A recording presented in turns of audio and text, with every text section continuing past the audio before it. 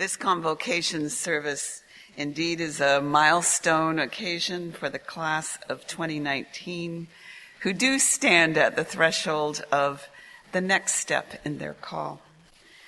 But it's also a milestone for two long-serving faculty members who are themselves taking a step of faith into that unknown with the absolute confidence God is with them.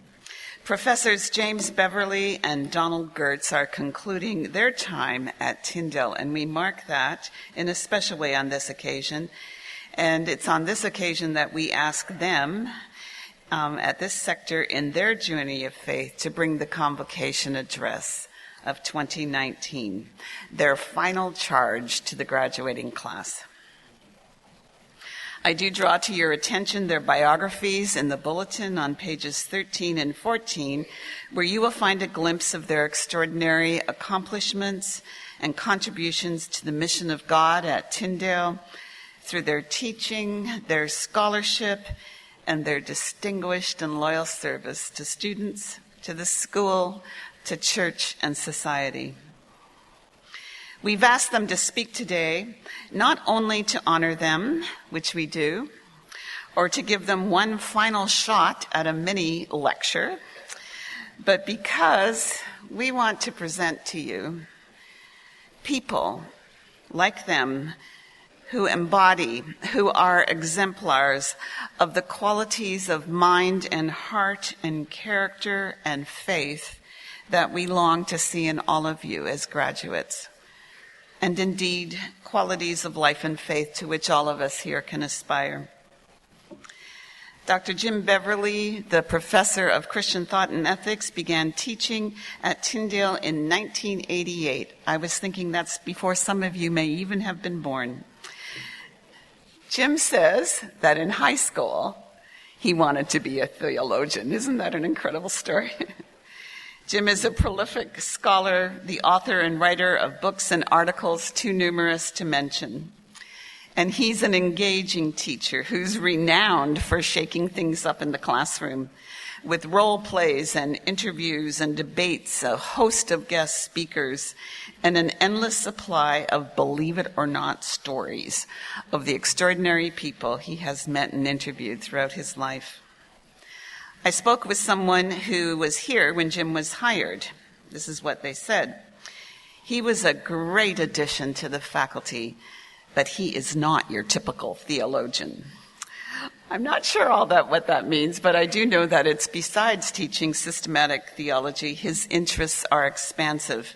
Signature courses include things like world religions, new religious movements, ethics, evil and suffering, and his lifelong passion, Christian apologetics.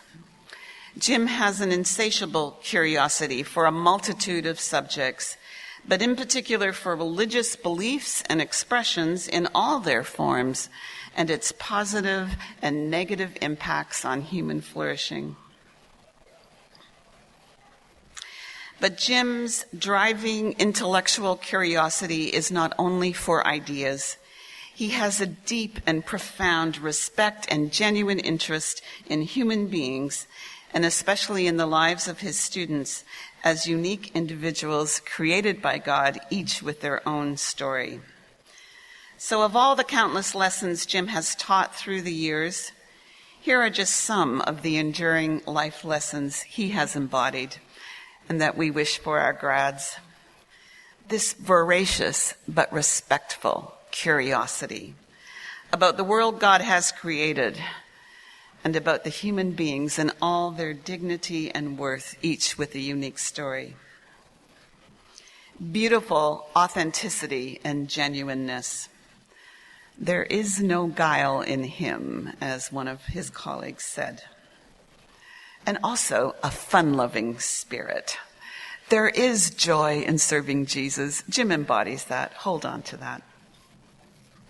Following Jim's address, we'll hear from Professor Donald Goertz, who has been the seminary's church historian since 1985. He's the founding director of the MDiv in Ministry Church in the City program, a program that's the first of its kind in Canada. And he was also the director of another signature program at the seminary, the MTS Modular, a program geared for people in the marketplace who want to live out their faith before God. Donald's scholarly interests and his deep passion, indeed, is for the church in Canada and for the way Canadian evangelicalism has taken root here, and for the ongoing history of Christian faith in its current, vibrantly diverse and multicultural expressions in a post-Christendom world. I talked to another person who was here at Tyndale when Don was hired. He was a wonderful addition to the faculty, but he is not your typical church historian. Hearing a pattern here? Indeed, he taught history 1 and 2, but he engaged in subterfuge, I call it. He infused history into every single course he ever taught. The history of the church in mission throughout the ages.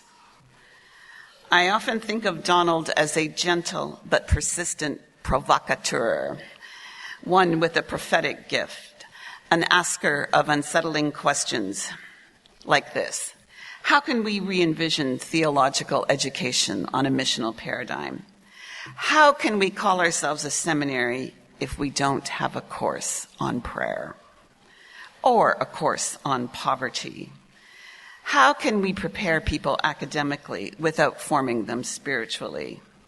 How can we equip people for the Canadian and global context if we don't teach them about the mission of the church in the city? Throughout his life, Donald has been an innovator, some may even say an instigator, but one with a holy imagination. One of his favorite sayings is, well, I think every few years we should just blow things up and start again.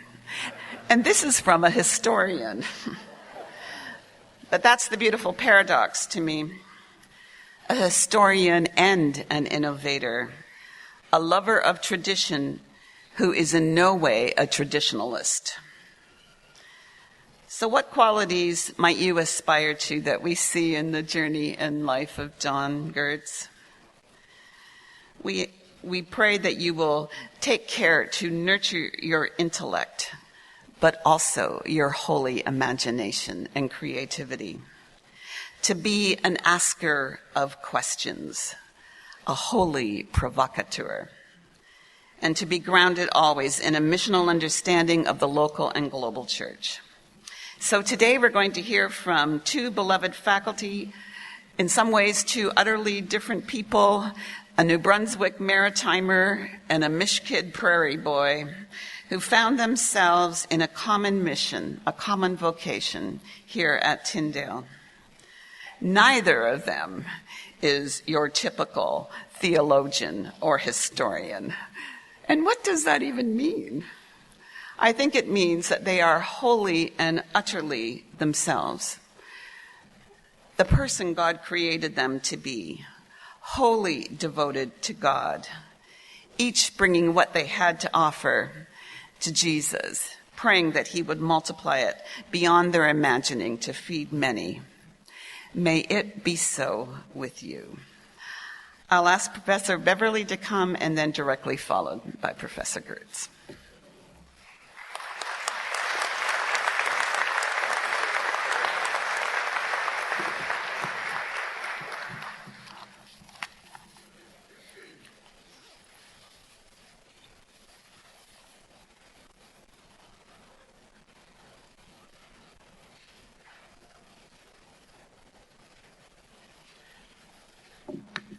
Members of the board, Chancellor Wilkinson, President Nelson, Dean Clark, fellow Tyndale faculty, and the wonderful staff that support the faculty and administration, honored guests and graduates of 2019. It's an honor to be asked, along with Professor Goertz, to speak to the graduates today. I waited 31 years for it, so...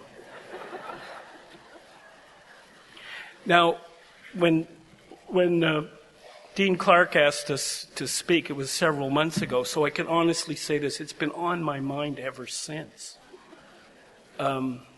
It's a burden.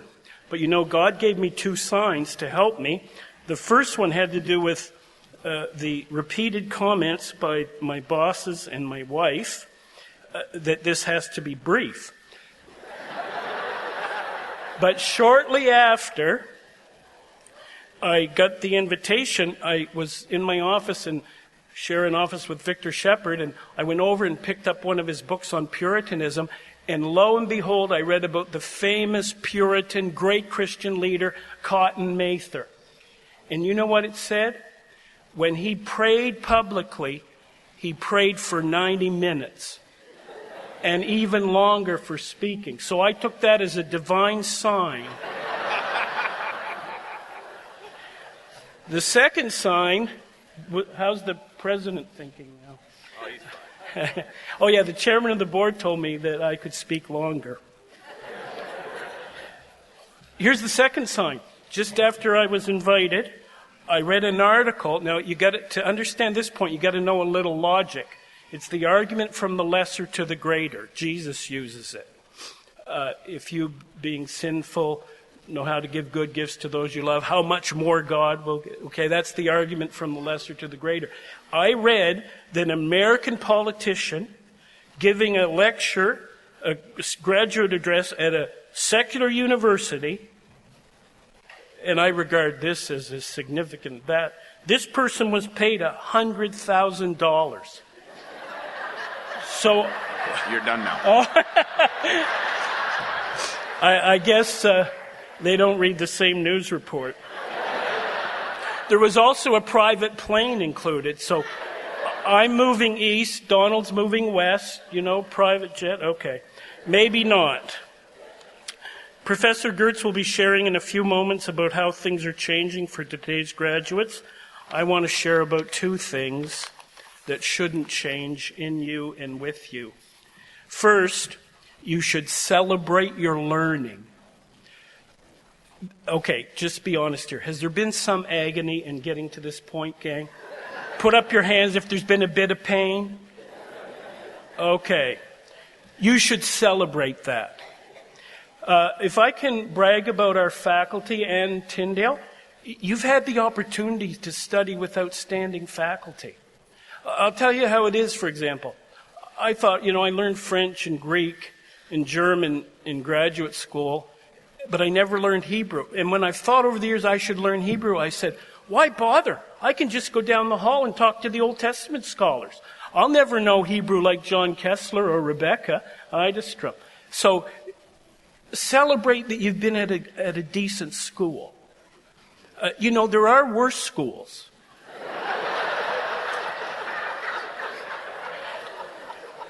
Celebrate your learning. The other thing, you've been educated on crucial topics where ignorance is rampant. You should celebrate that you know stuff that will help people. You should celebrate that you know how to spell hermeneutics or epistemology. You know actual facts about the Bible instead of common misunderstandings from people who have, as Spurgeon said, have enough dust on their Bible to write hell on the cover. You just think of all the things you've learned. Now, I'm going to name some things, but if I leave something out, you tell me. You've learned Old Testament, New Testament church history, about Canadian society. You've done stuff on human nature. You've been into counseling. You know a lot about ministry tools, gospel, church, and culture, missions, world religions, new religions, evangelism. What else do we know? Anybody got other topics? Is that it? You're shy of your learning, aren't you? Celebrate your learning. But let me give you 2 cautions. Don't overdo it. Here's 2 ways you can hurt your learning. First, you can brag about it. Now listen, I don't know, if some of you are like me, you like to send some signals once in a while that you know quite a bit. I just learned Greek enough to impress people. If people start talking about the Bible and you go, alpha, beta, gamma, delta, epsilon, they're impressed. So don't overdo it, because Paul said, knowledge puffs up, but love builds up. The other thing, try to be smart and wise, but don't be a nerd. Now, I've been a nerd. The only thing I can say is I used to be worse.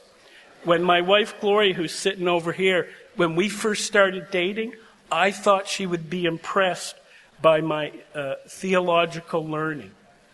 I used to have debates with somebody in her church, and I thought she'd date me because I knew the fine points of Calvinism. How many people in grade 10 know the difference between infralapsarian and supralapsarian?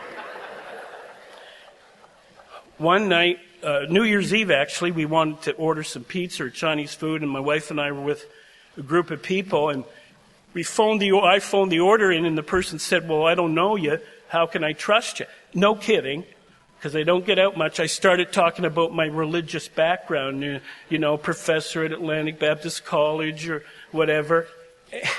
And the guy said, so here I'm bragging about, that's a good reason to trust me with the credit card. The guy said, do you know John? And I said, yes, he wrote the fourth gospel. He died about... He interrupted me and said, no, I mean the owner, John. I know you're amazed my wife fell in love with me, aren't you? So listen, gang, it's been a lot of work to get here. You've had to pay money. You've had to sacrifice time. You've had to think of reasons why you're late, right? On papers. I thought of a new one. Now, this is an inside joke to staff, faculty, and students. Do you know why Tyndale students, staff, and faculty are the smartest in the world? It's because we've learned through the administration that your brain needs exercise. So every time we get in an elevator at Tyndale, we have to look at that little chart. B is 100. Level 2 is 300. Right? It's crazy. Like, does it have to be?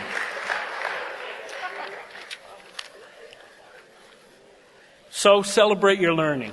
Second, celebrate the gospel of Jesus.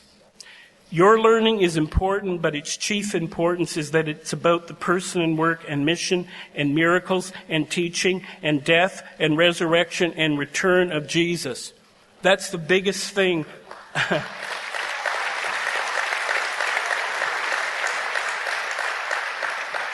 So cherish this message. There is nothing like it. Now you can know how precious the gospel is because someone you love shared it with you. You know Alvin Plantinga, one of the smartest people who's ever lived, a famous Christian philosopher who single-handedly changed American philosophy because he was so sophisticated in his defense of God. He said one time, good reason to believe in God is because your parents told you to believe in God. Because epistemically, you wouldn't even know what colors are or what the number 2 means if it wasn't for people who love you telling you. So there's a reason to love the gospel. Some people who loved you told you about it. But you can know how precious the gospel is because you're aware of your own frailty and sin. Now I've got an exercise for you which I don't believe anybody will do. When you get your graduation and your diploma and you got it all ready for the wall, put a piece of paper on the back that lists everything you've ever done wrong. Everything. Fill that page, and when people compliment you on your learning, you can say, well, there's the other side of the story. No, you're not going to do that, are you? But as we know our weaknesses and frailty, as we think of our sin, our laziness, our rebellion, that's why we love Jesus. You know how great the gospel is because it's a message of love and hope, and it's the answer for moments of tears and tragedy. And if we spent time today with everyone in the room and talked about the sadnesses we've seen and the tragedies we've witnessed, we would realize why there's no message like the gospel which promises all things new. You know, I've had to think about that side of life when I've had some surgeries. I've had spinal surgery, knee surgery, hip surgery, and then 2 open heart surgeries. The last time, the surgeon said, I had a clot on the aortic valve, and the surgeon said, I'd give it 50-50. Those aren't good odds, folks. Now, thankfully, it got better. By the time I went into surgery, it was 1 out of 10 will die. And I didn't die. But, boy, you know, you really think when you say goodbye. When you say goodbye to your wife and kids before you go in for surgery, you're longing to wake up on this side. I wanted to see my grandchildren more. But you know, when you face life's tough side, it makes you appreciate the gospel. You also know, and Dean Clark and Gloria, I'm ending soon, you know the greatness of the gospel, not just because it's an answer to the tough side of life, but because you know who to thank for the good things in life. You know who to thank for everything that God gave us that's wonderful. You know, the trouble with us is we're so used to the most miraculous realities, even in our own bodies. I found out recently that I have double vision. And by the way, you'd think somebody with double vision and bad knees would know enough to get help when you walk up the steps. I learned that on the way up. But you know, finding out about double vision made me go read about eyes. Have you ever thought about your eyes and how amazing it is? Did you know your eyes have 2 million moving parts? Do you know your eyes process 36,000 pieces of information in a single hour? Did you know that there are 107 million cells in your eyes? Yes, we are fearfully and wonderfully made, and we know who to thank. In Jesus, all things were created. And then, just briefly, you can know the greatness of the gospel because it sets in contrast with the lesser choices and philosophies of our world. If you'd asked me when I was 10 and when I accepted Jesus what the truth was, I would have said Jesus. And if you said, well, what about Islam, Hinduism, Buddhism, Sikhism, New Age, witchcraft, Satanism? I wouldn't have known a thing to say other than Jesus is the truth. Now, after 47 years of studying philosophies and religions, I know it in a different way than when I was 10 years old. There's no one like Jesus. You know, it's mentioned in the program that I interviewed the Dalai Lama. The Dalai Lama, along with Billy Graham and the Pope, is the most famous religious person in the world. He's the highest level of Tibetan Buddhism, worshipped as a deity, sort of, even though Buddhists don't believe in God. Do you know what the Dalai Lama told the New York Times? They mentioned Jesus in comparison to him, and he said, I'm not worthy to be compared to Jesus.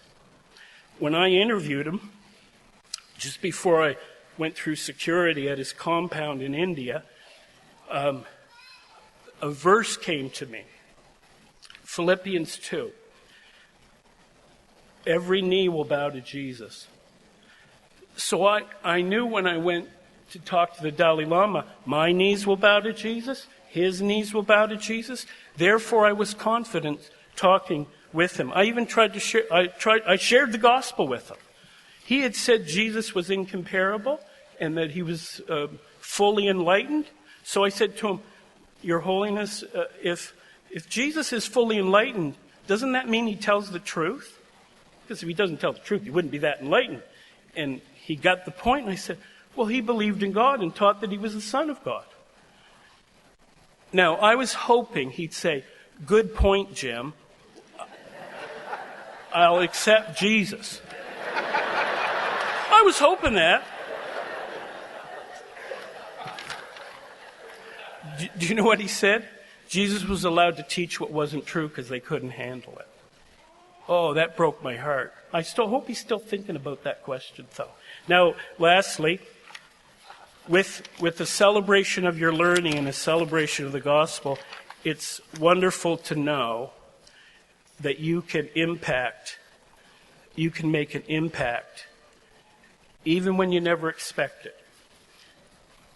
A few years ago, I got a Christmas card that's probably the most meaningful I ever got. I cry easily, as you can tell, so I'll try not to cry too much. I was in the Dallas-Fort Worth airport. Some of us went to the scholarly conferences in Dallas, and on my way home I was really tired, didn't want to talk to anybody. I was in the airport, and I noticed a Hare Krishna lady over to the left in her robes. Hare Krishna, Krishna. So I knew it was my duty to witness to her. I went over and said hi, and then I say, I've studied about Hare Krishna. I mentioned the leader, A.C. Bhaktivedanta Swami Prabhupada. I asked her how she became Krishna. No kidding, she said, I was raised Southern Baptist in Texas. It's a long way from Southern Baptist Texas to Hinduism and the Hare Krishna movement. I told her, her name's Rebecca, I said, Rebecca, I know a lot about your group. I know more than you do. It is not a good place for a woman. I said, I don't care if you ever go back to Southern Baptist, but you should go back to Jesus. So I gave her my business card. A year and a bit later, she sent me a Christmas. I gave her my business card. A year and a half later, I got this. Dear James, I hope this card reaches you. I doubt that you remember me, but I met you last year at the Dallas airport. I was caught up in the Hare Krishna movement. I have since left and gotten myself back on track. I wanted to write you and thank you. I don't think I would be where I am at today if people like you hadn't made an effort. So what's wonderful, folks, is with our learning and with God's grace and with our love for Jesus, we can make a difference. Thank you.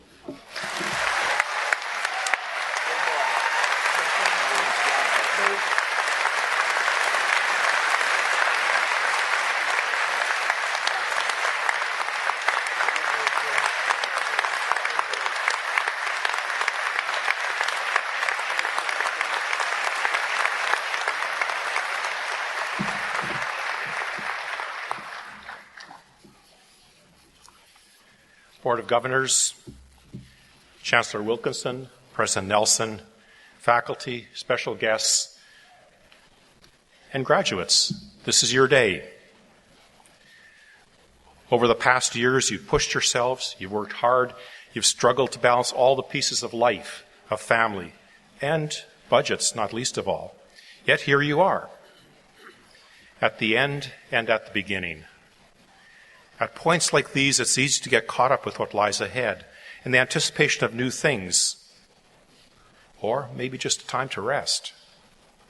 But it's equally important to stop and celebrate, to mark this occasion, to remember the journey, the friends, the family support, times of growth, times of transformation, all the hard work that is entailed needs to be honored, and you need to have a Sabbath rest as is talked about in Deuteronomy. Those of you who study with me, remember that. I was in your place in 1978, about to move into working with a church plant, and then to help pay the bills, got a job teaching at a college. It all went well. We were written up numerous times, the model of how to plant a church. It was a world of continuous change, and still seemed to be the way life worked. As a result, churches, denominations, ministries of all sorts were coming up with 5- and 10-year plans. Programs which, if followed, it was said, would double your membership in the allotted time. Churches would grow if we just had the right model. They didn't, but that did not seem to dampen the enthusiasm for them or raise a lot of questions. I remember arriving in downtown Toronto a few years later. It was the early 1980s. I found myself in church leadership in the best educated, least church neighborhood in Canada. What a wonderful place to be. It was populated by a generation who left the church. For these people, Christianity was seen as a failed experiment. I remember that time well. And I remember getting together with a group of us, and all leaders in downtown ministry context, talking and coming to the realization that we had absolutely no idea what we were doing in this new reality. We had not been prepared for the world in which we found ourselves. Looking for signposts, we began to read Leslie Newbigin. One of my dreams is that we'll have a statue of Leslie Newbigin at the entrance to the Tyndale, but I don't think that's going to happen. It was then that the lights began to go on. Canada had become a mission field. If we were going to be a sign, instrument, and foretaste of the kingdom, we needed to learn how to live as missional communities in the midst of a world which still viewed itself as Christian Canada. The reality was that we had entered into a world of discontinuous change, and it was fast. We had to learn to think on our feet. We needed to rediscover a confidence in the gospel and its power to capture the imagination of those who walked away from it. Could the church in all of its shapes and locations learn to be a community which went out and engaged people in their spaces with all the risks and uncertainties that this entailed? But the power of programs was hard to shake. They still did work at some levels because many, primarily Christians, still retained a powerful memory of the past. And we wanted places where we could feel that we and our families would be safe. That was to be the church. Now, 35 years later, each of you still find yourself caught in the midst of this hard change. Our larger culture struggles with it as well. We see it all around us in politics and even in this particular town. We are currently gathered in the town of Richmond Hill. Richmond Hill is the largest town in Canada. A designation is clung to even as its population swelled to well over 200,000 people. Why? Because of a nostalgia for the past, a belief that a town is a safe, friendly place while cities are impersonal, dangerous, and unpredictable. Yet even here in Richmond Hill, realities have had to be faced. A few months ago, the mayor of Richmond Hill stood up and announced that this community was in reality a city. Not only that, he said that it was urban and had all the things that defined a community as urban. It's into this world, with its tensions, uncertainties, lack of direction, that we're called to inhabit. It's one we are often reluctant to fully engage. It's a world where we seldom even know the names of the people next door or down the hall. Yet Scripture says we are sent with a mission to be about the peace and welfare of the communities in which we live. As you walk out into this world, our prayer is that you do it with eyes wide open. It is a post-Christendom world. It is a multicultural, pluralistic, urban world. You will face temptations. Those temptations will come at you in the form of seemingly good things.